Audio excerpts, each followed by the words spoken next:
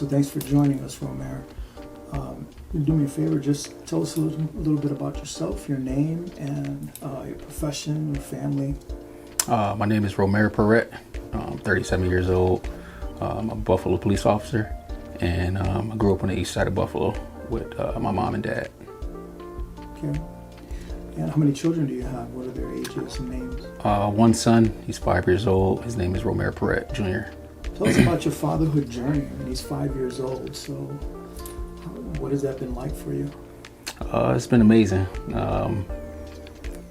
He was pretty much planned. 5 years goes by pretty fast. Extremely smart, extremely respectful. He's the best. He's my first child, and he was a boy, so that was pretty much every man's dream, is to have a boy first and name him after myself. So he's amazing. I couldn't probably ask for a better child. He gave me no problems from birth till now. He gave me no problems, so I'm kind of scared for the next one, if that happens. Now, I know you spend a lot of time with him because I've seen him in a lot of pictures in your foundation, Reach for Roe. Yeah, absolutely. I think it's very important to spend as much time as you can with, any kids, whether it be little cousins, nephews, nieces. I think it's very important for their upbringing to see active role models in their households. Tell us a little bit about Reach for Roe, the foundation. Well, like I said, something that started off as just a thought in my mind. I always wanted to do something within the community to help people. So 3 years ago when my mom passed, I knew I wanted to do something to make her proud. And I just wasn't sure what I wanted to do, but I know I wanted to involve kids and just people that needed help. So it started out just reaching out to people that, may have lost a parent or anything that I could sympathize with, and just offer my help in any way I could. Gotcha. So there was one picture of you with a fellow police officer. So tell us a little bit of how that came about. Well, it's my co-worker. His name is John Negron. He's a Buffalo police officer at C District. He was involved in a car accident, and it was just something that, was hit close to home, with me being involved slightly. So I just wanted to show my support and get others to support, because it was something that could happen to me or anybody else that I work with, or even anybody just, outside of the profession. A car accident can happen anytime you leave the house and jump into a vehicle. So, it was close and it hit home. So it was just a reality check for me, to where I thought that, it could have been me, and I would want people to help me and, help my son and my family if they needed help.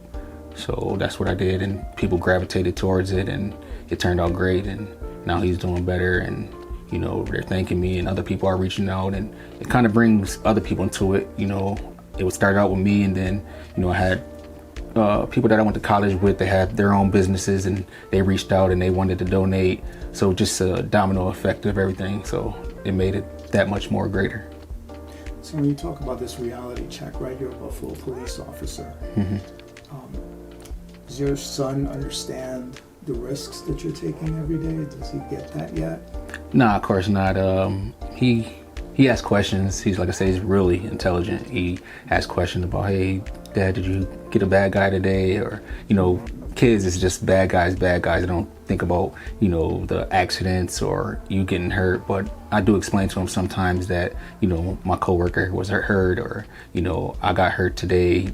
I fell and hit my knee, and, he asked me, am I all right? So, like I say, I think he's slowly learning that things could happen. Even with him, he's starting to get more active, and he's falling down and busting up his knees. So he understands that accidents happen. So me and his mom really try to implicate, that accidents can happen, and, he needs to be aware of that. Got it. So when you said he was definitely planned. Yeah. Talk a little bit about that. What do you mean by that? Because I believe a lot of couples and, just people in general, it's something that, for the most part, sometimes it's happened. Even in marriage, you plan it, but then it doesn't happen when you plan it. It happens when, you least expect it. So, you know, it's something that, you know, was definitely planned. It happened unexpectedly once again, and it was just, it was a weird situation, but, you know, nonetheless, it's something that we both planned to do, and we were happy about the situation, and we both wouldn't regret it for the world. Makes all the difference, doesn't it? Yeah, definitely. So tell us about the greatest challenge you faced in being a dad. I mean, you're a little older, but still, you know, there's always something that you don't know. So is there a challenge that you might be able to share that you had to overcome? The challenge is just unexpected. Just like not knowing, are you going to be a good parent, or not knowing what issues you may face, whether it be health issues with the baby, or, you know, where he wants to go to school, or where you want him to go to school, or just everyday struggles in a relationship where, you know, you and the mom may disagree on certain things. So that's something that you have to factor in when you're having a child. You have to know that you're going to face those challenges. So it was just trying to be the best parent and that I can be, and best father that I can be, because, you know, growing up, my dad was absolutely the breadwinner in my family, but being the breadwinner took away from those things that I needed as a child. So that's why I probably spent so much time with my son, because that's something I wanted when I was younger. Wow, that's impactful. Yeah. So describe, how do you get ready to have a child when you know you have some questions? What did you do to get ready for that? Just talk to other parents. Okay. I have friends that have 1 or 2 kids, maybe 3. So I talked to them.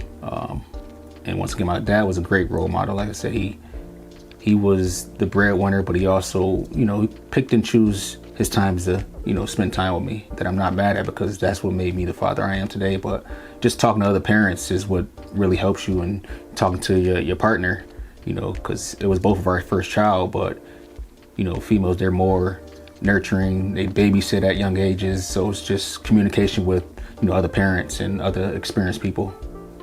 Got it. So what would you say, what would be one piece of advice you'd give to a young father, or even an older father who's having his very first child? I would just say, do what you think is best and make the decisions for yourself. Don't let anybody else. You want to take constructive criticism, you want to take information from other people, but you want to make your own decision. If you feel that's best for your situation and your child and your family, then, you know, make that decision and stand by it. Don't let anybody alter your decision, you know, because you have to live with it.